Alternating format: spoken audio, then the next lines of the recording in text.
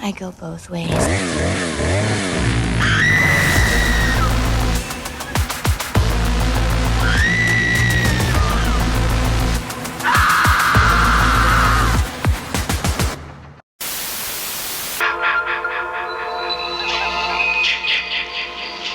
Hello? Who's that? Oh, hi. What are you doing out in this mess? 1, 2,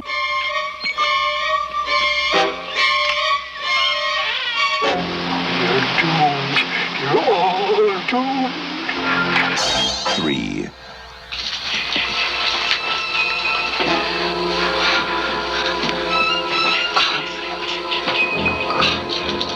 We weren't doing anything. We were just messing up. 4.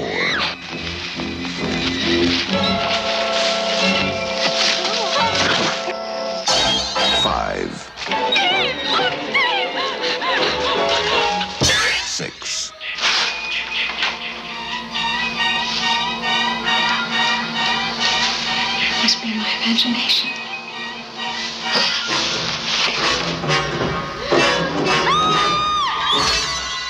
7. Can I help you?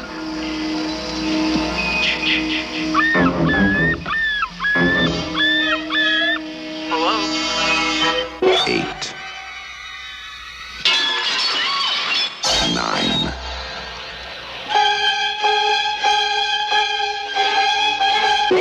10.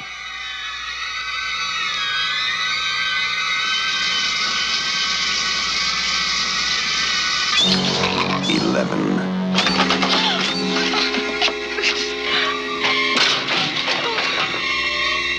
12. Friday, the 13th.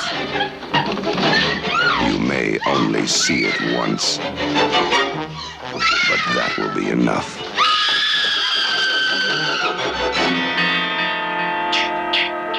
Friday, the 13th.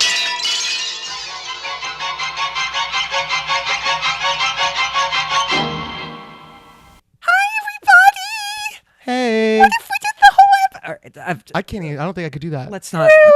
I can go. I actually can go really high. I not as high as I used to, but I can go what F flat. It's You're telling me like letters to me mean nothing. Yeah. Yeah. I used to be able to do the Chipmunk Christmas song. Oh really? Yeah, but I Oh. like can't. I think that I drank my voice into like being old now. That's a creepy ass I'm on song. a drinking break, by the way. He is on a drinking break. Also, hi everybody. Welcome back to the By Witch Project. We still don't have a tagline, but shut up. Yeah, we could just like interject it later. Yeah, I know we really can. I feel like the tagline should just be like come out, but maybe come out of the woods or something. Come or out and play. come out and play. Somewhere around there. Something like that. Boo. Bye boo. It was actually an idea. I didn't even tell you about this. It was an idea that maybe each episode we should just put by and then dash before the name of the movie. So like by Halloween, by Friday. Well, we are the 13th. doing By Day the 13th. We are doing by day the 13th. I'm wearing yeah. pants. I can't Yeah, see. There's a about clip. the first episode. Yeah, Danny Boom was wearing pants. That was not skin Why is tone. every episode that it looks like I'm I not know. wearing pants? Well, then today it literally looks like you're just not wearing pants like or in underwear. short shorts. It's like It's yeah, hot out. It's really hot today. So, but yeah, the first episode that is what that was. Also, yes, I'm not drinking red wine again. No, I did not get wasted, but my mouth, I look like a fucking vampire. His mouth got and not a wasted. hot vampire, but like a gross like it was like purple. It was so gross. I told you. I looked at it, I was like, ooh, maybe not. I red know, this like next halfway time. through, I was like, and then I rewatched the footage. I was like, God, I look like a hot mess. And then I'm like trying to like grab like the drink with like my left hand. Whatever. It was the first episode. We gabbed a lot. I keep wanting to say dab, but that's like drugs, right? Yeah, or that. Yeah, the move. Yeah. I'll dab on them. Yeah. Danny Boom, how are you? How's life? Terrible. Oh, I'm sorry to hear that. My life is like a fucking bucket of farts right now. Yeah. Well, you're not drinking this week. I know that we I'm don't on a month break. I'm on a month you're, break. Oh, you're doing a month? I thought you were just doing a week. May 2nd is when I'm coming back into the game. May 2nd, right before Cinco de Mayo. I have a little party. Yeah. But sometimes your body needs. I don't think that mentally. I think that my body can't handle alcohol with the state that my life is in right now. It's not my fault that my life is this way. I mean, 90% of it's not my fault. No, it's totally fine. 10% I'll take. I was going to say recovery for responsibility for. I'll take recovery for. I think doing a month off is really helpful though. I've done it once. It was really good. I used to get really, not like addicted, but I used to get really dependent on. Don't do drugs, kids. Don't do drugs. No, clonazepam. It's legal. This was legal. This was like through a. He's talking about K-pens for you in the streets. Yes. No, I have no idea. I used to think, I forget what the drug was, but you said anyway. Klonopin. No. I'm thinking of another drug that I remember. No, wait, I can't tell the story. In high school, Don't do it. We had cops come to our school one time in high school, and they told us about a drug called Jenkum. That's not a thing. I think they were completely lying. I can't. About Jenga, the board game? No. It was called Jenkum. I'm not going to go into specifics because they'll take this episode down. It involves huffing and poop. And they told us this, and they were I need to look this up so bad. I think it's fake. I think that they were just screwing with us, but we all believed it so much. And to this day, my friends and I will still bring it up. We're like, oh, remember Jenkum? Now I want to try Jenkum. Absolutely not, Danny Boom. I will literally commit you. Yeah, no. Well, I'm sorry to hear that. Yeah, life is really weird right now. I've been rewatching Confessions of a Teenage Drama Queen a lot. You've been I was like, what do you mean rewatching? It's only one. It's like an hour and a half. I was like, you watching 5-minute increments a day? I just can't stop watching it. I remember that song. That girl was a knocked up wannabe or drama queen. Yeah, Lindsay Lohan is this really weird weirdo named Lola, and she moves from New York to New Jersey. Now we're doing. I know. Sorry. We'll get to the movie. Well, I love it because it's 2004. I mean, that was a horrible year, but a lot of good things in 2004. That Desperate Housewives, Lost.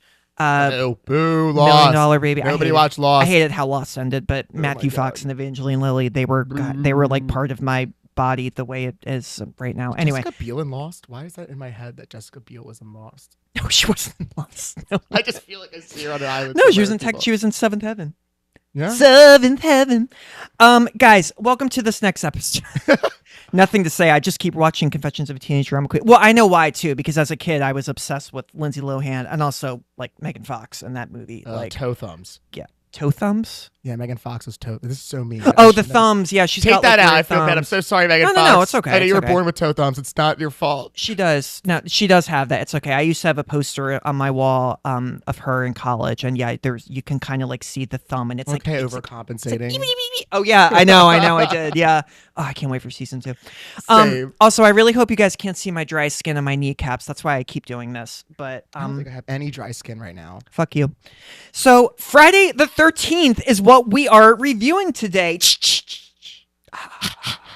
It came out, I'm sorry, Friday the 13th, the original, the 1980 version. There are a lot of sequels. There was a remake in 2009. I think that's one of the sexiest movies I've ever seen in my life, but we'll talk about that later. I agree. I mean, I'm telling you the truth. Friday the 13th is currently right now, Frankie. Your tail. Sorry, it's my dog's tail. Friday the 13th is currently available to stream on Paramount Plus and Pluto TV, or you can rent it elsewhere. It premiered on May 9th, 1980, and it's considered to... I didn't even really know this. I just burped in the microphone. Sorry, guys. It's considered to be the first independent horror movie to be picked up by a huge studio for the day, Paramount. This was in large part due to the fact that Halloween had just come out and was an independent horror film, and look how that turned out. So this was like... We'll get into this a lot, but Friday the 13th was essentially made because Halloween was made, because it was such a hit. Halloween was an indie horror film, so they were like, let's make another indie horror film, and then this is what it became. So Friday the 13th was made for an estimated $550K and gross... I thought you were just going to say $550. $550, that'd be crazy. And that would be, wow. Look at Skinamarink, that was like yeah, Skinamarink was like, I don't understand that movie. $2,000. Yeah, it was. Yeah, I can see that. And the movie grossed over $5.8 million during its opening week. Friday the 13th, not Skinamarink. Since then, the movie has grossed $59.8 million worldwide, which, when adjusted for inflation, is the equivalent to over $230 million The movie currently Wow. has a 69% critic score on Rotten Tomatoes. Not like bad, but not great either. And a 60% audience score. So critics actually like this more than the audience. And the movie took only 28 days to shoot, although some reports say 28 to 30. Same thing. Danny Boom, when did you first see this movie? Do you remember? And what are your overall thoughts? So I don't think I saw this movie till like, I wouldn't say later on in life, but like I watched horror when I was like 6 and 7 a lot. Like I said in the last one, I watched a lot of like AMC's Horror Fest, so or whatever that was called. I think it's Horror Fest. Halloween? Like No, it was like every October they did 31 Days of Horror. Yeah, Maybe that's what it was called. I think I didn't like ABC Family do that too. Yeah, they did like weekends, but Yeah. AMC. Yeah, this did was the same for the Halloween. whole thing. Yeah, so they played Yeah. like every day. They would play like all the Halloweens, then all the Nightmares, and all the Friday 13th. So I saw a lot of like Jason Friday the 13th, and like just like random sporadic ones, like the one with Corey Feldman. That's Yeah. number 6, maybe. No, I think it's 4. Four? I think it's 4 and 5. Yeah, I can't remember, Yeah. but like I saw those ones. Or So like just those are 4. the ones I saw, but I like didn't even know about like the whole killer reveal for this one till like later on in life, till like maybe I Yeah. was like in my teens. So that's probably when I saw it.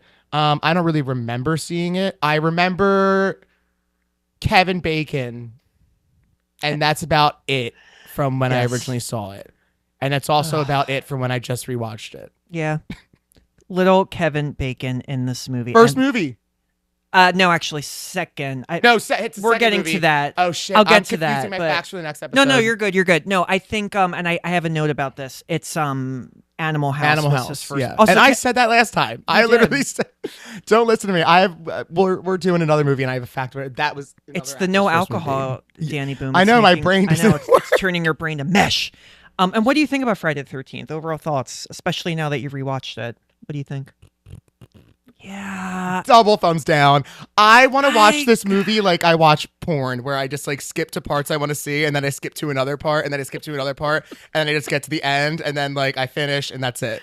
That's how I want to watch this movie. I want to spend a total of 20 fucking minutes on this movie, which is like I don't know how much percent that is, but like I want to watch like 1/6 of this movie. I like the campiness of it, but I would argue there's so many other. I guess they all came from this, like the camp theme, but I would argue that there's so many other movies within the next 3 years, 4 years after this that are just like so much more fun to watch, and like and just like and I Yeah. like. I mean, again, I'm saying campy in both senses. It is a camp film, but also it is camp. Yeah. I agree. I'm also laughing because for some reason when you said porn, there was a porn that came out called The Hills. Instead of The Hills Have Eyes, it was called The Hills Have Thighs. And they do. It just reminded me of that. I don't know why. I agree though. Friday the 13th, so it's my dog's Kong. I remember watching this. I think the first time I actually watched this was really late. And I remember everything. I believe this was actually junior year of college. I went on like a Friday the 13th craze and I watched every single one in order. But actually, I think I saw the remake. I hate to sound like such a millennial. I think I saw the remake first and then I saw the original. Wow. Yeah, and I bought the remake on DVD and I made my friends come over and we watched it and had ice cream. Yeah. I agree.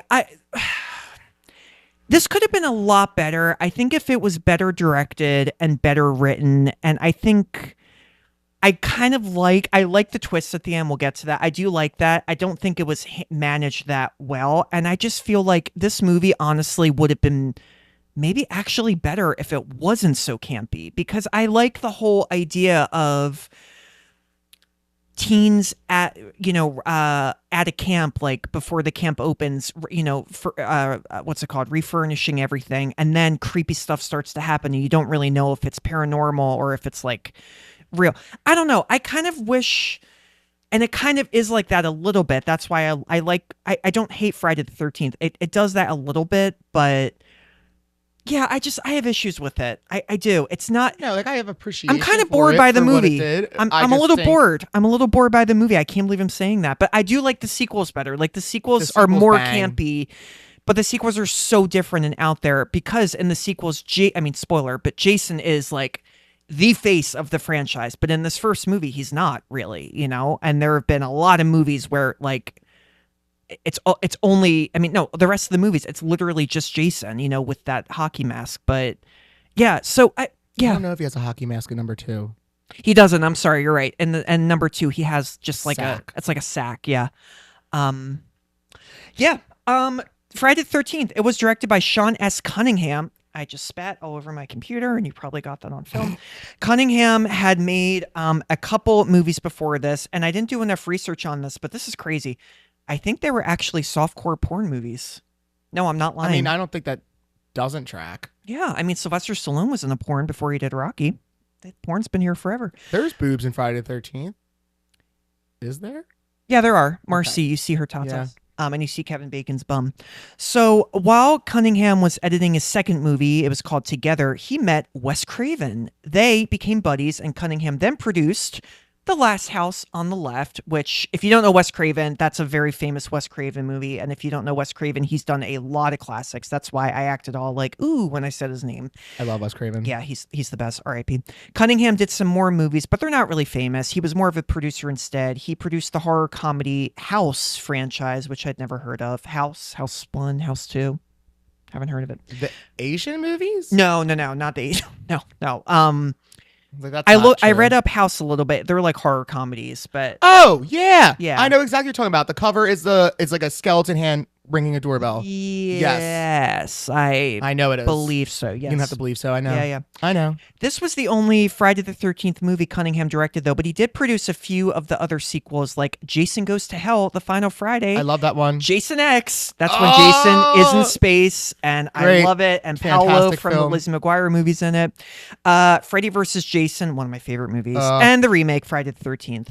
The way Cunningham got financing for this movie was quite interesting. He didn't even have a script or story yet. He just presented the title shot of the film, where the title comes up and approaches the camera and shatters the glass, and that was it. He showed people that, and then he showed producers that, and then he got funding for it. It was that simple. Did you know that? See, this is what I want to do. Because, like, I have so many good movie ideas. I'm just too lazy to write them. So, like, I just want to go into a room and just be like, guys, here's, like, how it goes. I don't really have all the holes filled up yet or any dialogue or scenery. Please give me money. Yeah, I know. I want to do that. I could do that easily. I can't. I have tried to write fiction. Like, I started writing a book like last year, and then I just ran out of ideas. But like, the concept's really, really good. It involves, you know, love and a city and boo. cannibalism. So I'll show you the first few chapters. They're pretty hot. Anyway, yeah, Cunningham placed an ad in the trade papers to create interest in the film before having a script, which is just crazy. The movie was written by Victor Miller. Similar to Cunningham, Miller had no involvement with any of the sequels. He's written for several soapies. Like, do they still call them soapies? I don't think anybody calls them that. Telenovela. Like Guiding Light. Stories. They're called stories. Stories. Yeah, like my grandma would sit down and watch her stories. Yeah. Yeah, I've never seen a soap opera in my life. They're not great. Like Guiding Light, One Life to Live, Another World, and All My Children. He's also won 3 daytime Emmys for All My Children. Victor Miller Daytime Annie. Yeah, I know, daytime Emmys. Victor Miller did the film due to the success of Halloween. So again, Halloween did great. So everybody was like, let's just make something, even better. Funnily enough, it wasn't just inspired by Halloween, but also the movie Meatballs, which was a teen... Fucking love Meatballs. Meatballs is a teen sex comedy from 1979, which also was a huge hit and starred Bill Murray and medium sex comedy. It's PG. medium sex, I know, and was also set at a summer camp. Meatballs. When I was a kid, my sister and I bought Meatballs on DVD for my dad for his birthday. I love Meatballs. Yeah, I even like Meatballs too, and there's an alien in it. Yeah, that looks just like Bruno Mars. Really? I mean, not really, but like it does to me. But Yeah. everybody disagrees with me. But I don't know. When I look at it, I see Bruno Mars. Isn't there like jogging in Meatballs? Yeah, Isn't they the do. They do like yeah. the kid does like a jog, like this crazy jog that like it's cold and like you Yeah. can see his breath. And Bill Murray does the worst speech I've ever heard Yeah. to pump everybody up, but they still win, I think. Wow. Or That's they nice. might lose, and it's just really fun. Well, Friday the 13th is partially inspired by Meatballs. Many scenes were improvised on set. In addition, Cunningham. You could friggin' tell. Yeah. Yeah. And in addition, wait, what did you just say? So you could tell they were improvised. Oh, okay. This happens a lot where I don't understand someone and I'll just instinctually just say, Didn't work. Oh, I get it. And I'm like, wait, huh? Cunningham also admits that he was trying to rip off Halloween because it was so successful. The movie stars Adrienne King as Alice. She had worked as a child actor before this, appearing in commercials when she was only 6 months old. Before the movie, she had uncredited appearances in Saturday Night Fever and Hair. No spoilers, what I'm about to say, but she did star in the sequel to this, Friday the 13th Part 2. No spoilers. No spoilers. No spoilers. Yeah. guy. Well, spoiler, she's in the sequel. But anyway, that's all I'm going to say. This is crazy. I don't know if you know this. During the filming of the sequel, however, she became the victim of a stalker who eventually broke into her home. He had become obsessed with her from the first movie. This caused her to take a little break from acting. She reemerged pretty soon, though, and did a lot of ADR and voice roles throughout the 80s and 90s. She's also a visual artist and even worked as a winemaker in 2010. That's really sad. Why do you have to stalk people? Come on. Betsy Palmer plays Mrs. Voorhees, aka Pamela Voorhees. She did a ton of movies on Broadway and was also a panelist on the game show I've Got a Secret. This was her first theatrical movie role since 1959. So this was 10, 20, 21 years. That is the correct math. Yeah. Yes. I was good at algebra growing up and counting. I just can't do it in my head. I need a calculator. Betsy Palmer admitted, I love this. She admitted that she only did this movie for the money because she wanted to get a new car. She didn't even want the role and called the movie a piece of shit. She worked on the film for just 10 days and made $1,000 each day. Later on in life, however, she later spoke highly of it and attended several conventions and starred in documentaries about it. So she came around after she got money. And you got that right. We talked about this a little bit. Kevin Bacon is in this. He plays Jack. Small role in the movie, of course, but I mean, he's Kevin Bacon. We all know that name. Coolest kill. Coolest kill. We'll get to that kill. I love that kill. We all know what Kevin Bacon looks like. This was not his debut, actually. Like we said, his debut was 2 years earlier in National Lampoon's Animal House. Also one of my favorite movies. So good. In 1978. He is still so young in this, though. I think he was 21 when they shot this. And Kevin Bacon is a Philly boy. Did you know that? Yeah. I'm a big Kevin Bacon fan. Oh, he's great. Because of Tremors. Oh, yeah. Tremors was so good. He went to school in Spring Garden. He did the movie Diner 2 years after that, after Friday the 13th. But of course, it was Footloose in 1984 that made him a megastar. I did love Footloose, too. I love Footloose. Footloose. I actually like the remake more. Anyway, don't kill me. Don't kill me. I'm sorry. Please don't kill me. Please don't kill me. I'm sorry. It's just, I know. Sorry, guys, if I'm like, my short shorts are literally like underwear. I'm just laughing because we look like, is this like weird if I just like did this? No, I don't care. Okay, cool. It's not my house. I mean, like we're not together, so yeah. For now, a little twink at home. For now, sorry, I have to make it weird.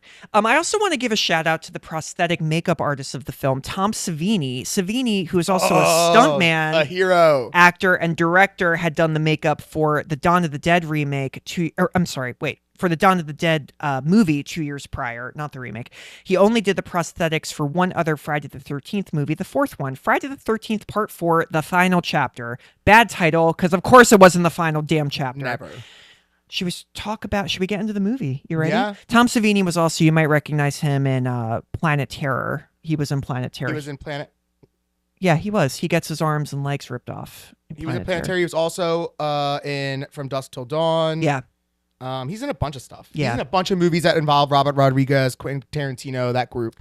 Yeah, and I think I might be wrong. I think he directed the Night of the Living Dead remake that they did in 1990.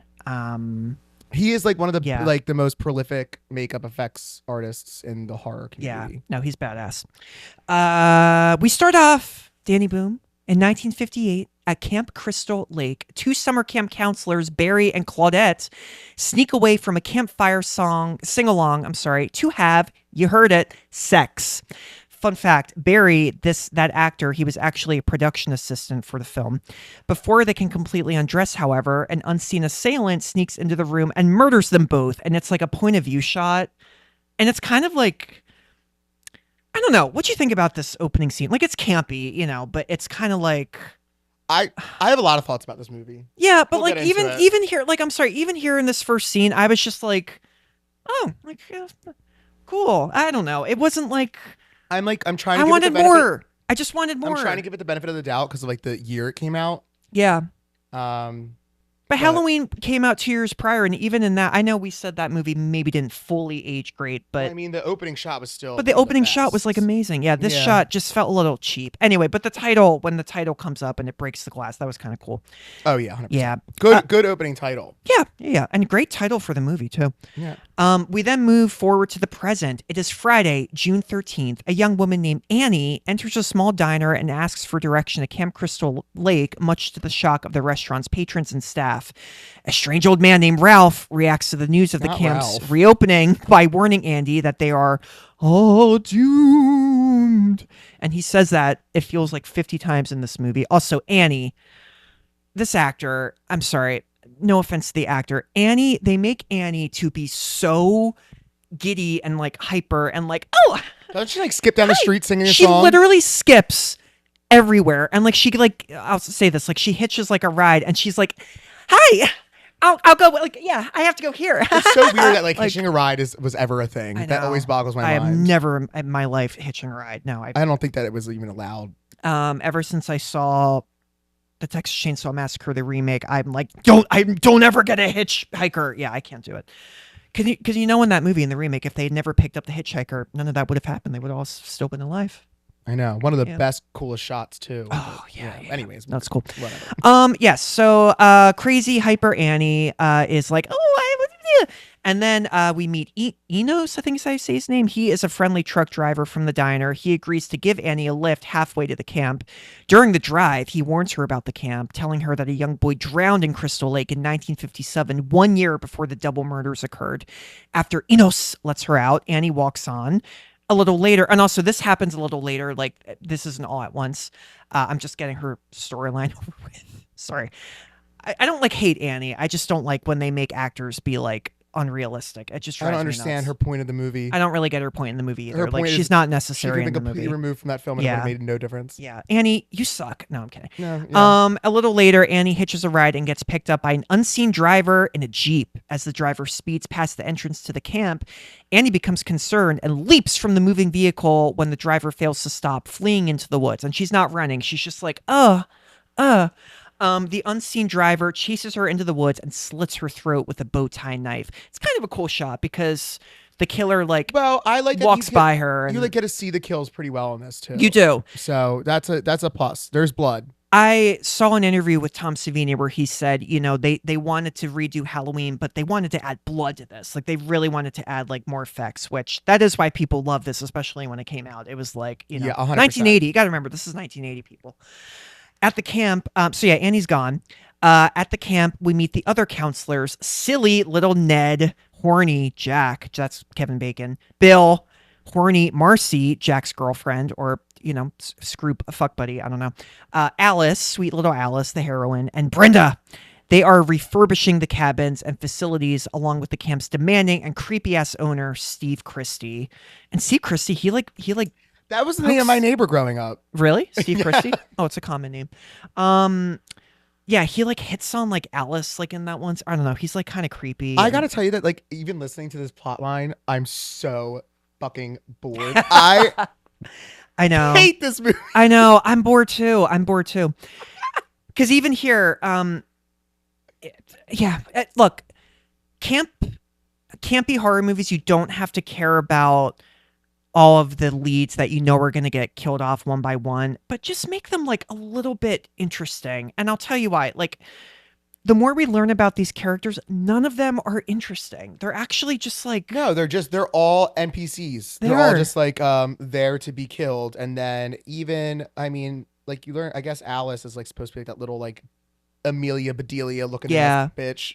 Like, but... Well, she's the heroine. She's like clearly like the one not having sex with anyone. Which doesn't make any sense because heroine's fun. Yeah, I know. Yeah, and just Alice is a little bit boring. Anyway, they have a few strange incidents, including a prank where one of them pretends to drown. I think it was Ned who pretends to drown, and I laughed out loud because Kevin Bacon dives into the water, and it is the worst dive I've ever seen in a movie. You don't remember, do you? No, I do. Oh, okay. I mean, it's just like everybody's gonna be able to tell on this camera how much I'm dissociating because I literally am just like, why talk about this? Also, I will say we're doing a podcast, Danny Boo. Shut your mouth. But the shorts and on the guy. Oh, the shorts. Yeah, we gotta talk about the shorts. We need to bring back 80s guy like sports shorts, like gym Yeah. shorts. I really need those like little high-waisted shorts back in time. I'm wearing my booty shorts now, but these are like different. Yeah, my shorts are getting, now that I'm out, my shorts are getting progressively smaller, like shorter and smaller. Short shorts feel better. They do feel better. They do feel better. I used to wear jean shorts all the time as a kid. Not jorts, And bus. not jorts. I know. I'm sorry. I know. I used to love jorts. I got to meet Lily Collins when I was wearing jorts. Actually, that was cool. Okay, I got that's a terrible thing. That sucks. I would be so devastated that the time I met Lily Collins, I was wearing jorts. It was the best moment of my life. I got to get a picture with her. I held her back, touched her back. Yeah, wearing jorts. Other strange things happen. So yeah, Ned pretends to drown. Ned is a lunatic. They also get an unwelcome visit from the local police. That is when Ned pretends to be a Native American and is just like, I won't do it. But yeah, he does that. And then there's also a moment when the cop comes. Jack, Kevin Bacon, just goes to the cop's motorcycle and just starts like rubbing it and just like touching it. And it's like, what? I don't understand. That's That's the moment when that's the moment when I literally just went, what the hell am I watching? What is going on? Nothing is going on. They're just like, who are these people? It's so crazy. And then they also, this was crazy. They find a large snake in one of the cabins, chopping it, and they chop it in half with a machete. I forgot about this scene. This scene with the snake was not in the script, but it was an idea from Tom Savini after an experience he had in his own cabin during filming. And, sorry, trigger warning for like animal harm. They really did kill the snake in this movie. That was real. I watched somebody kill a snake once with a ground spike. I don't know if anybody knows what that is, but if you're like, it's like a giant metal pole. It's about like 5 feet tall, and you use it to like break up rock underground when you're like trying to dig. And we were the grounds crew at a golf course, and there was like one of those like poisonous snakes, and it was like in the water on the bridge we were building. And I'm not kidding you, this guy literally stood up and just speared it from above and snapped in it. Well, it was poisonous. Sad. We didn't want to die. Oh, that is sad. Like I we guess. didn't. We were just like we have to work, so we had to kind of. Snakes get a bad rap. Yeah. I don't believe in killing animals unless I'm like trying to feed during the apocalypse or something. Yeah. don't I know believe why in chose killing feed, flies. trying to eat. Oh, I kill Yeah, bugs. Bugs yeah. don't count as animals. Ants are actually really good for you if you eat them. I heard that ants have a lot of protein. But how many ants do you have to eat to get the amount of protein that you need? 12. So anyway, they kill a snake. Oh yeah, and also in the shot, it's actually the director's hand, Sean S. Cunningham, his hand with the machete killing the snake. PETA wasn't around on the film set, and allegedly the owner was standing on the set watching and cried when this happened. I don't know if that really happened. That doesn't sound That right. sounds a little bit. Also, the forced. first mention of the machete. Yes, machete. Where am I? Oh, okay. They also receive a visit from Creepy Ralph, who again warns them that they are doomed. Ooh, I'm so scared. As a violent storm, Harriet the Spy, 1996. As a violent storm closes at Marion Hawthorne. As a violent storm closes. That movie just brings back so many memories. As a violent storm closes in on the horizon, Steve leaves the campgrounds to get more supplies. I forgot to mention, this is crazy. Sally Field was offered the role of Alice, but turned it down. Oh, good for Sally I know. Field. Smart move. Smart I know. career Well, she move. had just won the Oscar for Norma Ray, so it'd be really weird for her to take on Friday the 13th. Another thing. Might have made it better. It might have actually. Oh, I love Sally Field. Harry Crosby is the actor that plays Bill. I believe Bill in the movie and Alice, there's maybe like a little bit of like spark, like they might like each other. Yes. Kind of. Harry Crosby is the son of Bing Crosby. Yeah. I know that name. I don't actually know what he does. He was Saxophone? no, he was like a singer, I think, and he was an actor too. He won for Going My Way in 1945 for the 1944 film Going My Way, because the Oscars are always like a few months after. Anyway, I also want to tell you guys about where they filmed this movie. It was filmed at a real Boy Scout camp in Blairstown, New Jersey, called Jersey. Nobibosco, I think is how you pronounce it, unless I made a typo. But no, I think that's actually how you pronounce it. Nobibosco. And it is still in operation. Since the camp was closed during filming and deep in the woods, the cast and crew didn't see much outside interference. But it turns out that singer Lou Reed was a neighbor who owned a farm nearby. They even got to see him play for free, and he came to the set. Cool fact. I like Lou Reed. I think he sang... Anyway, I forget. Wannabe. He sung that, didn't he? Are you talking about? Yeah, it was a That it was a girl? bad joke. I was Spice Girls Wannabe. I was like, you're talking about Spice Girls. Ooh, if you want to be my lover. So yeah, there's a storm coming. Meanwhile, the unidentified killer, who we don't see, we just see that this killer is wearing a pair of black slacks, a brown plaid shirt, and a class ring on their left ring finger, which I don't even notice. The killer begins to isolate and murder the counselors one by one. Ned spots the killer, now wearing a hooded black rain slicker. I know he did last summer. Walking into a cabin and goes inside. Now, this scene That was a liked. fisherman's coat, dingus. Oh, it was? Get it together. No, because Ryan Phillippe goes, there's a guy in a slicker. Yeah, but he that's tried not to what it kill is. me. It's a fisherman's Fuck you, coat. man. I hate Ryan Phillippe in that movie. Oh, okay. Yeah, you're right. I'm sorry. Yeah, I like this scene. This is one scene I did like. I liked when Ned is by himself and he sees somebody go into the cabin, and you see it from his point of view, Ned's view, and you just kind of see this like weird figure, like someone go into the cabin, and it's not overdone. It's just like a quick shot. And I remember that scene. I was like, oh, I like that. That's like, it's creepy because it's not bad. It's not bad. It's not like, oh, I'm terrified, but it was I don't know. Is your phone on loud? It is. I'm sorry. Who the fuck does that? It's 2026. If I heard a ringtone right now, I'd fucking kill myself. I'd throw my phone right out the window. I'd be like, absolutely not. It's my birthday next weekend. It was my family asking me, what are we going to do? I hate my birthday. Don't ever do anything for me. I'm not going to. unless No, it- do not worry. I don't do anything unless for my it- birthday. I don't. Unless it involves... Never mind. I won't go there. Inappropriate. Okay. So Ned sees somebody go into the cabin and he goes inside. Then as the violent rainstorm hits the camp, Marcy and Jack later enter the cabin and have sex in one of the beds, unaware that Ned's dead body is in the top bunk. Afterwards, Marcy leaves to visit the ladies' bathroom. That's like a I thought you weird were going to say sentence. visit the loo. Visit the loo. She goes to the loo to take a shit and or to take a wee. They don't say pee, they say wee in England. And Jack is They attacked by say the... both. Yeah, but they like wee is like the main thing that they say. Yeah. I think they And- say piss more than they say wig. They say piss. You're taking the piss out of me.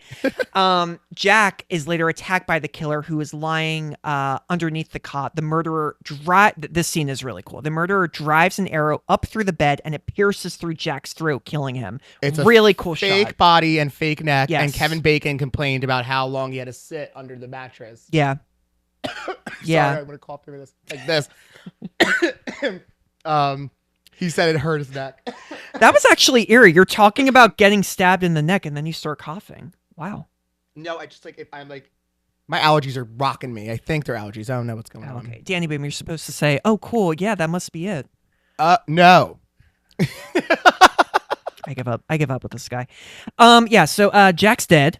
Post-coitus. While using the bathroom, Marcy hears a noise by the showers. Thinking it's Jack playing a joke on her, she goes and pulls back a shower I curtain. like this kill too. This kill's pretty cool. And she does that really awkward, like, horror trope where, she opens up the curtain, there's no one there, and then she just goes, must just be in my imagination. And then she turns around and we see this big axe and it comes up in the air and then it whacks her in the face. And we do get a really cool dope shot of the axe through her face. Again, Tom Savini, the prosthetics and the makeup, he did all of that. Really cool for 1980. Bill, Alice, and Brenda, oh my God, play strip Monopoly in Alice's cabin. How do you even play that? I have no fucking idea. How do you even play that? Until the rain makes Brenda remember she left her cabin windows open. Also, in this movie, they do this in a lot of older horror movies. The rain and the thunderstorms are so intense. It is I like love them though. I like them, but I they're love running not water, so I love like they're all the not mud. realistic. I was rewatching the Amityville Horror the other day, and it was the same thing. The thunder and the lightning. I'm It's talking like about. I mean, look like- at Jurassic Park. Yeah, the whole but- thing was a flash flood. yeah, true. I don't know. It's a little, and then you forgot to close your windows. Like, it's just a little dumb. As Brenda settles down to bed, she hears a faint. This part was actually kind of creepy. She hears a faint, childlike voice calling, "Help me!" from the woods. It's so funny that Very like, goosebumps. when you find out like who's doing the voice. Yeah. And like they're trying to lure them like in that way. That's such a stupid fucking. It's kind of dumb. But I like this idea because then this kind of taps into the whole like, is this like a ghost story? Like, what is is this like a combination? I don't know. Kind of creepy moment. But anyway, Brenda walks outside with a flashlight in the pouring rain, trying to locate where the child's voice is coming from. No umbrella or anything. She just goes out in her full pajamas, drenched. That bothered me. But it looks cool, though. It looks cool. I think it looks cool. That's part of the lore. Is that the word I'm looking for? Lore, yeah. Lore. It's like, that's what I want to say. When I was a kid, I always wanted to get wet in my clothes, and my parents were always like, "You're gonna get a cold," and I was like, "I know, but like in the movies, like they're always get wet in my clothes." I used to want to just like run around wet to just be like, "Help me!" But yeah, oh my god, they were like, Matt, please don't do that. I know, sounds horrible. Yeah, I'm weird, you guys. Where was I? Oh, yeah. So she goes outside. She ventures to the archery range where the hooded rain slicker killer turns on the blinding lights at the range, distracting Brenda, who is then killed off screen. We don't see Brenda get killed. Probably gets whacked with an arrow. Hearing her scream, Bill and Alice go to investigate, but only find the bloody axe in Brenda's bed. After looking around the camp, they find nobody and begin to suspect that something's up. For some reason, I just really wanted to say, Alice, you in danger, girl. She is. Whoopi Goldberg, I know. Oh, duh. Sorry, I didn't know if you knew. His name is Willie Lopez. He's Puerto Rican. He knows where you live. He wants you to write it down. I ain't no damn secretary. I love Ghost. I fucking love Ghost. I love Ghost. Patrick Swayze and Whoopi Goldberg. Love Ghost so much. What the hell's Ditto? Attempting to call the police. Sorry. I just had a cup of tea, you guys. And it's not night, as you can tell. I'm the opposite. I'm like, Yeah. I like went to bed at like 8 a.m. and I woke up at like noon. Yeah, we're a little. Well, me especially. I'm a little bit like. I worked like 3 a.m. last night. That's crazy. So they try to call the police, but the phone lines have been cut, and then the cars also won't start. Dun, dun, dun. Meanwhile, Steve is in town having dinner at a local diner when he goes back to his Jeep for the drive back to the camp. During the drive, however, his Jeep gets stuck in the mud. A policeman passing by gives him a ride. None of this was necessary. I shut my eyes during this. It just like... Again, I stand by the fact that you could fast forward through the majority of this film. You could. Just cut to Steve driving back. Just do that. I don't know. Also, does Steve need to be in this movie? No. Okay. It just bothers me. Nobody needs to be in this movie. Nobody needs to be in this movie. No, nobody needs to be in this movie. Steve is let out as the officer gets a call about a car accident in town. Again, not necessary. With the rain letting up, Steve begins to walk back to the camp alone. When Steve arrives at the entrance of the camp, he is also murdered, but he's apparently familiar with the attacker because before he gets murdered, he's kind of like, oh, hey, like, what are you doing out here? It's kind of a moment of like, oh, like, do they know each other? Maybe, or is he just being nice? I don't know. It's kind of it's a moment. Mystery. When the lights go out all over the camp, Bill goes to check on the power generator. When he doesn't return, Alice heads out to the generator to find him, and she finds his body pinned to a door by arrows. Cool shot, but I'll go back to this shot about how unrealistic it was later. It's the same thing as fucking Halloween with the knife. Yeah, it's not, but again, when we get to the killer reveal here, I have a lot to say about this part and a lot of the other deaths. Now alone, Alice flees back to the main cabin and hides. After a few moments of silence, Brenda's corpse is hurled through a window. That's actually Tom Savini being thrown through the window. Is it really? Yeah, it is. Yeah, because he was a stuntman too. Yeah. Alice. Here's Brenda. It's just an old...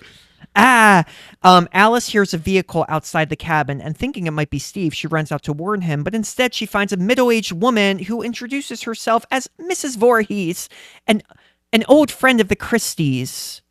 And I forget, who were the Christies? The people who own the cabin. Oh, yeah, you're right. Sorry, I forgot. Or the camp, not just the cabin. Oh, because Camp Chris... No, it's just Crystal Lake. Wait, that's so stupid. Crystal Christie. I don't know if there was a correlation there. No, she's mad that he reopened the camp because she's like, this should be a memorial. Oh, Jason. Yeah, you're right. Alice hysterically tries to tell her about the murders, but Mrs. Voorhees expresses horror at the sight of Brenda's body, but she soon reveals herself to be the mother of the boy who drowned in the lake in 1957. Estelle Parsons... Fucking who? Okay, your son died. Get over it. Estelle Parsons had apparently... Do you know Estelle Parsons, the actor? No. Oh, she was in Bonnie and Clyde. Did you see Bonnie and Clyde? No. You haven't seen Bonnie and Clyde? Danny Boom. It's not horror, but Nothing seems that interesting to me. I didn't about say Bonnie and horror, Clyde. right? But Bonnie and Clyde is a classic. It's with Faye Dunaway and Warren Beatty, and it's a true story. Bonnie and Clyde were these lovers slash I band know who robbers. Bonnie and Clyde are. Oh, okay. They're fucking stupid. Okay, cut me some slack. They have a boring story. I don't think it's that interesting. No, but she is good in that. Estelle Parsons won the Oscar for that movie, Best Supporting Actress. She wanted to play. She had apparently been asked to play Mrs. Voorhees, but she declined. Shelley Winters also was considered. Big famous actor. If you don't know her, A Place in the Sun, so good. And Louise Lasser was also considered. Louise Lasser, I believe, was Beatty in Girls. Remember the season of Girls where Jessa starts. Are you not a Girls fan? I got issues with Lena Dunham. Oh, she's coming to Philly soon, actually. Boy, get her out. I'm gonna protest. Get her out of here. Sorry, Lena. I liked everything about Girls except Yeah. for Lena Dunham. I loved and Louise I know that Lasser. she wrote it. Yeah, she but- did. I just love Jessa and Louise Lasser's relationship. Louise Lasser is the one in the wheelchair. She's like the artist. Yeah. I'm just a big Shosh fan. Yeah, I love Shosh. Yeah. One of the best characters ever made. So good. Underrated. I may be deflowered, but I will not be devalued. Talking mostly to herself, Mrs. Voorhees blames her son Jason's drowning on the fact that two counselors, again, were having sex. This movie's all about forbid sex. you have sex. I'm just I so know, sorry. come on. But this was like, Come on, they're camp counselors. What? Of course they're having sex behind the door. Excuse me. They were having sex and they were unaware of Jason's drowning in the lake. She also tells Alice that today happens to be Jason's birthday. Mrs. Voorhees suddenly turns violent and pulls out her Bowie knife. David Bowie, rushing at Alice, but Alice uses a fireplace poker and such like a Tourette's moment. Just like David Bowie. I know, it happened. Bowie, I love David Bowie's like my idol. So when I see Everybody Bowie, loves David Bowie. I don't know. so If you good. don't like David Bowie, you're a freak. Sailors fighting in the dance hall. She uses the poker and hits her and temporarily knocks her unconscious. A lengthy chase ensues. It's not a fun chase, in my opinion, during which Alice flees her attacker and finds Steve's and Annie's bodies in the process. And Steve is also just like swinging upside down from a tree. This is the thing that bothers me. Mrs. Voorhees, I'm not saying older women can't be strong. How did Mrs. Voorhees get Steve to hang like that? How did I'm Mrs. just so Voorhees sorry. get No, it's Bill? You're right, because she looks like the mom from Dairy Girls. She does. And I'm just like, this Yeah. doesn't make sense. How did she get Bill onto the door and stick all the arrows through him? Like, I can understand her hiding under the bed, killing Jack. I can understand her even whacking Marcy with the axe. But Well, anybody could do that. yeah, anybody can do that, of course. But that's just when I was like, wait, this movie is so ridiculous. She really did that? And then even when she's attacking Alice. Well, think about that mom that lifted up that car once when their kid was underneath it. When did that happen? It's like a real life story. Their kid was like underneath the car, and the mom had like a crazy adrenaline thing and just fucking booted that car up in the air. Not like threw it, but like lifted the car up and the kid got out. Maybe she was on steroids. She could have been on meth. Meth. I don't think that meth existed back then. Oh, yeah. Oh wow, it was It's before older crack. Oh, but Right around crack. say crack again. Crack. Okay, Mrs. Voorhees turns back on the generator to the camp and chases Alice, in which she speaks to herself in Jason's voice. So Mrs. Voorhees is crazy bitch. She corners Alice in a storage shed where Alice has found a rifle. Before Alice can load it, Mrs. Voorhees attacks her and slaps her around. This is also when I just laughed because Mrs. Voorhees is supposed to be evil and awful, and she's literally just like, like the slaps are just so lame. That was just like the worst impression of somebody trying to ride a horse. Yeah. Come on. I know. I'm like smacking my butt too. I couldn't stand it. Alice, were you gonna say something? No, I was just talking to your dog. Oh, my dog is also like She's not like into the movie. loving me. It's also funny because the sun is coming through the window and the hair in this apartment is insane. Yeah, every time she wags her tail, it's just like It's like poop, poop, poop. Alice escapes and runs back to the main cabin, hiding behind a locked door in the pantry. Mrs. Voorhees, now brandishing a machete, breaks the door open and rushes in to get Alice. Alice hits her on the side of the head with a frying pan, rendering her unconscious again and believing her to be dead. So Alice thinks that she killed Mrs. Voorhees with a frying pan. with a frying pan. Got it. Okay. Heading out to the side of the lake, Alice sits down next to the water, but Mrs. Voorhees, jump scare, comes rushing out to her again with the machete.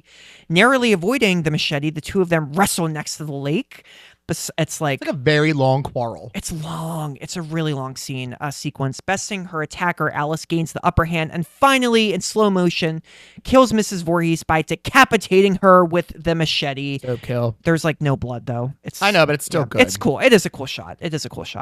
Now, in shock, Alice gets in a canoe and rows out to the middle of the lake where she falls asleep. God, I hate when all my friends get murdered and then I murder somebody by decapitation. I really need to get a canoe ride in. Just float.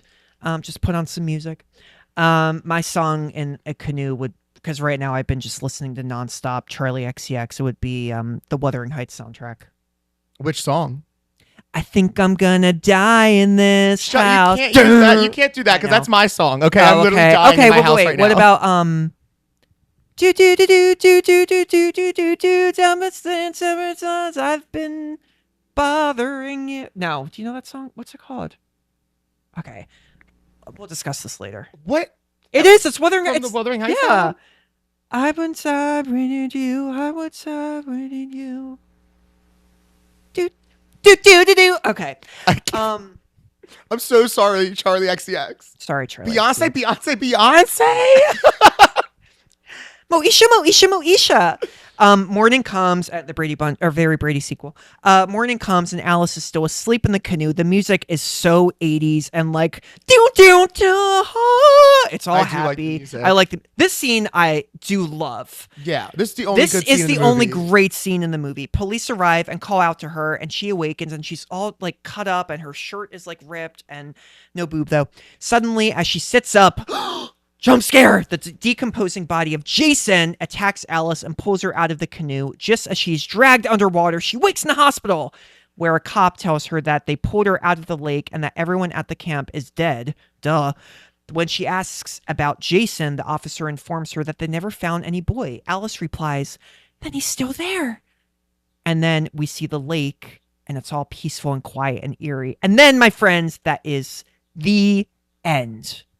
Fun fact, well, this is kind of obvious. I mean, we've touched on this. Ironically, this was never meant to be a franchise at all. Jason was never meant to be, this huge iconic movie killer the way he is today. He was only meant as a plot device and not intended to continue his mother's murderous rampage. Cunningham, the director, actually hated that they were going to make Jason the killer in the next movie and refused to direct it. He has since regretted it. Yeah, I would regret it too. Sean, you fucked up. You fucked up. You fucked up, idiot. Also, another fun fact: composer, my British just came in there. Fun fact: composer Harry Manfredini has said Harry Manfred. He said that contrary to popular belief, the famous in the film score is actually key ma. It is meant to resemble. Remind me to never do that again. It is meant to resemble Jason's voice saying, kill, kill, kill, mom, in Mrs. Voorhees' mind. Voorhees' mind? I don't know if I said that right. It was inspired by Voorhees. Just how it sounds. Also, I cannot get over an Unbreakable Kimmy Schmidt. Jane Krakowski's name is Mrs. Voorhees. I like that they use that. I love that. Oh my god. It was inspired by the scene in which Pamela Voorhees chants, "Get her, mommy, kill her." Manfredini created the effect by speaking the syllables key and ma into a microphone running through a delay effect. So I like the because it kind of reminds me of that song Cherry Bomb. I love that song. Hello, Daddy. Hello, Mom. I'm your Cherry Bomb. What movie is that from? The Runaways, 2010. What? The Runaways. No, wait, not that. Oh no, no. It was in the Red Band trailer for Jennifer's Body. No. Oh. It's in a lot of movies, but there's a movie that I watch a lot specifically that's in. I'll have to look that up after this episode. Toy Story 3. It is Toy Story. No, it's Danny Boom. Which character? It's time for Bidar. Which character had bi energy? I think I know the answer. Should we say it at once? I don't think that we're going to be on the same page with this. Oh, okay. Well, let's just try. 1, 2, 3. Mrs. Ned. Voorhees. Mrs. Ned. Yeah, I can kind of see it with gives Ned. me closeted energy. Yeah. Mrs. Voorhees gives me a lesbian.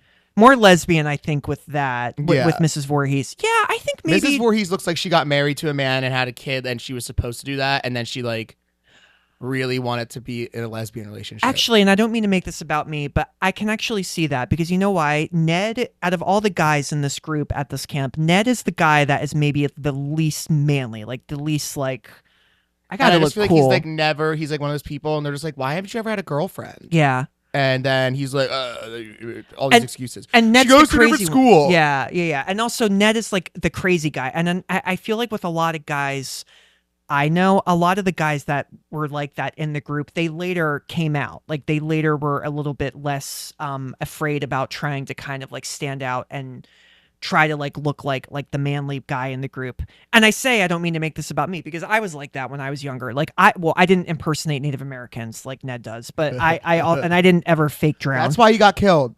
Yeah. Oh, I did fake drown once. I'm really, really sorry. My friend had to rescue me. It was 2010. It was a weird. We should do a podcast on 2010. My year there. That was when I came off my meds. And I didn't.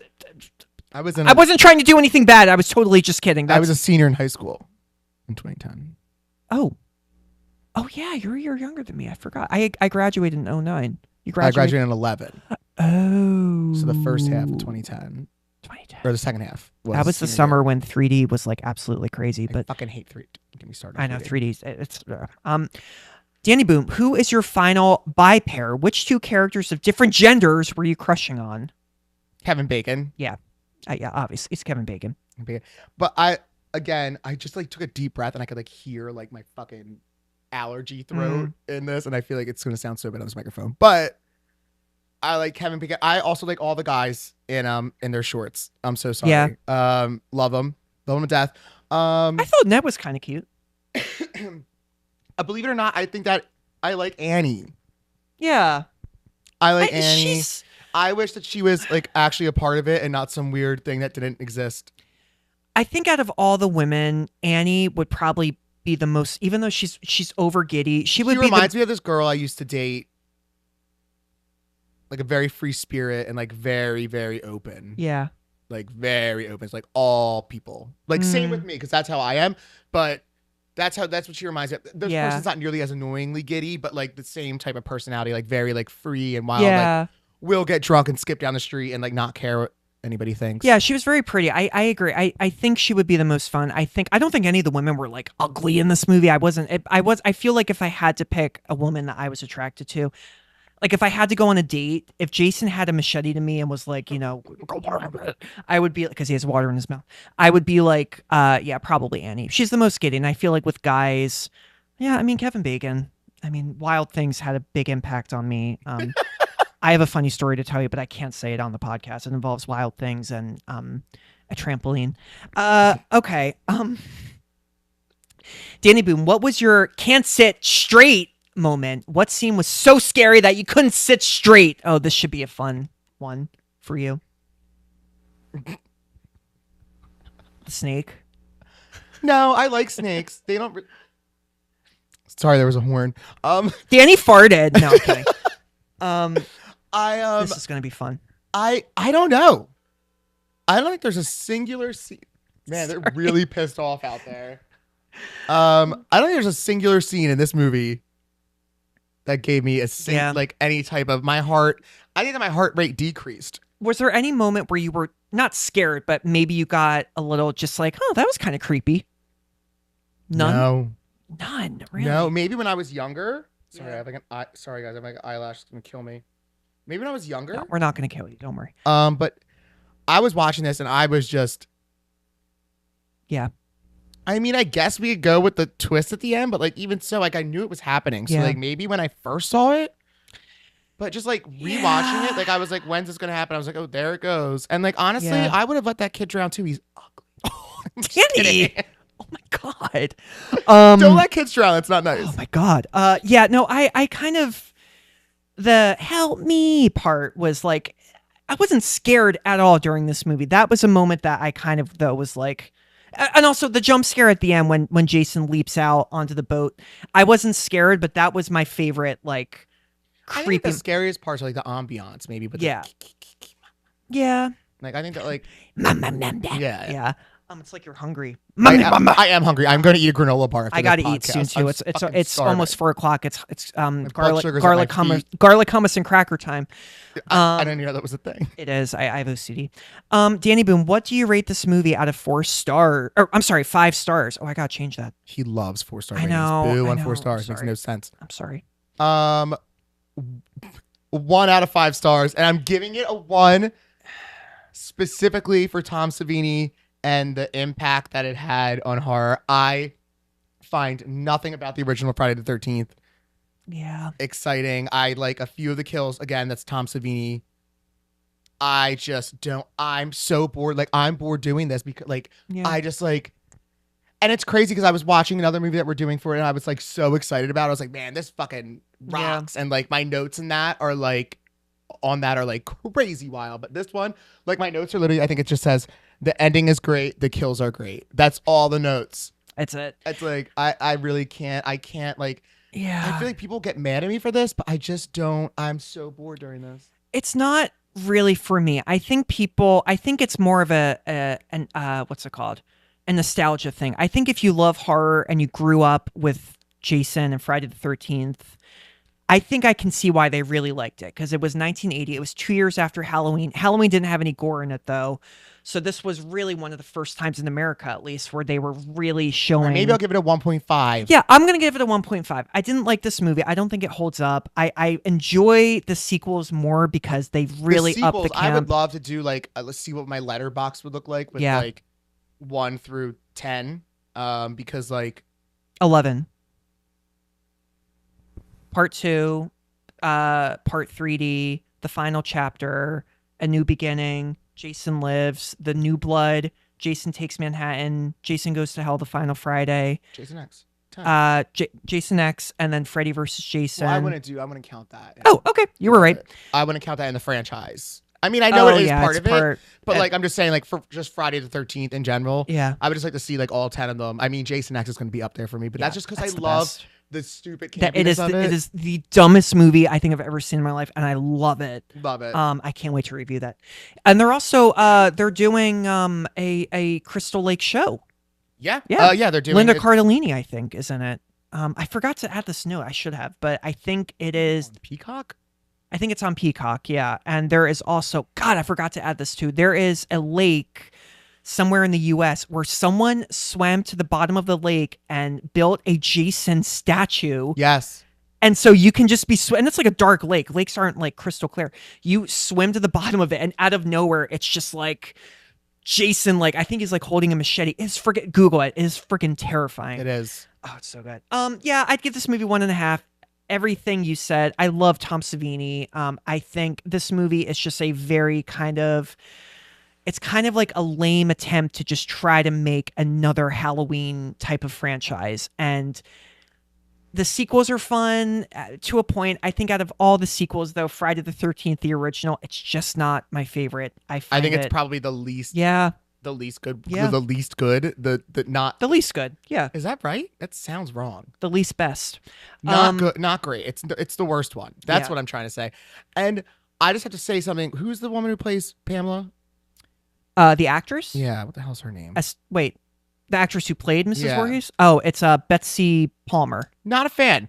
And I'm going to say this because she plays a crazy woman and I think she does a bad job at it. And I think that giving her even more, knowing more facts about it, that she's like, I didn't want to do this. I just did this to buy a car. And I'm like, you didn't do it. Like, it shows because she didn't do a good job. I think that her crazy womanness was not good. And I was like, maybe because like there wasn't a lot of crazy women back then yet. But then you look at Rosemary's Baby. Yeah. And like you look at like So all much these better, people yeah. who like did Psycho, like I just feel like, and then what is it? Mommy Dearest. Yeah. Well, that was a year after, but yeah, Oh, not was it? meant to be horror. It was 1981. Yeah. Oh, well. That is a horror movie in itself, and we are totally reviewing that. I have PTSD from that movie. But like, I just felt like she just did. It was such a weird. I feel like I could do right now. I mean, I think that I'm a good actor, but I think I could do right now a better crazy woman than she did. Yeah. And I felt like it was just so cheesy and just like not great. And I just like that threw me off too. Yeah. Just doesn't hold up, guys. It's just not for us. It's just our opinion. It's our opinion. Yeah. So, but look, this is considered one of the most iconic. I'm happy horror that it opened up franchises. camp horror. It did. It really, really did. I love camp. Yeah, same. So I love. I'm like camp. talking about physical camp, but I also like Yeah, the term. Camp. I just love camp. I just love like getting to Anything meet that's people. called camp. Yeah. I'm very like I never went to camp as a kid. Oh, I did actually. I did film camp for 1 week, but I was 15 and I just was in my room the whole time, and that was the first time a girl kissed me on the cheek. And I got so that scared. Doesn't count. I know it doesn't count, but I got so scared and red that I just ran in my room. And I remember I had Gone with the Wind, the book, on my table, and I was My trying to read first kiss it. was also at camp, and I was 6, and it was under the chalkboard easel. Oh Jesus! Yeah. Then she did a lot of drugs later. Guys, thank you for tuning in and watching whatever you're doing. We love doing this. Thank you all again. We are on the gram. Please follow us at By Witch Project. And obviously we're on YouTube at By Witch Project. Please subscribe. It's just one button click. Please do it. Just click it. What? Just click it. Just click it. Please just click it. Just click it. Yeah. So join us next time as we recap. Wait, should I give it a little preview? Ding, ding, ding, ding, ding, ding, ding, ding, ding. Are you doing the right one? Yeah, that's the theme. Yeah.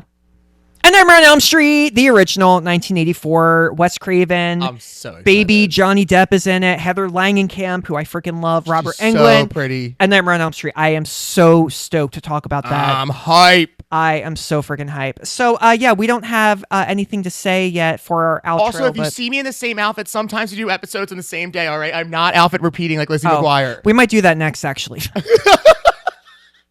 You were an outfit repeater. Lizzie McGuire. I'm going to cry if I think about Lizzie McGuire because we never got that reboot because Hulu is a...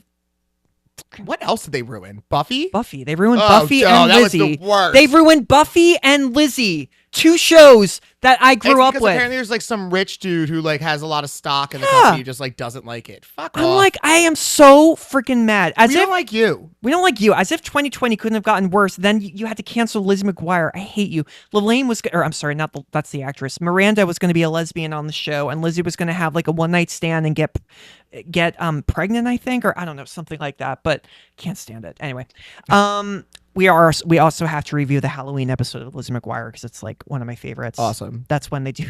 I like all the Halloween episodes. Sweet of Zach and Cody had a good one.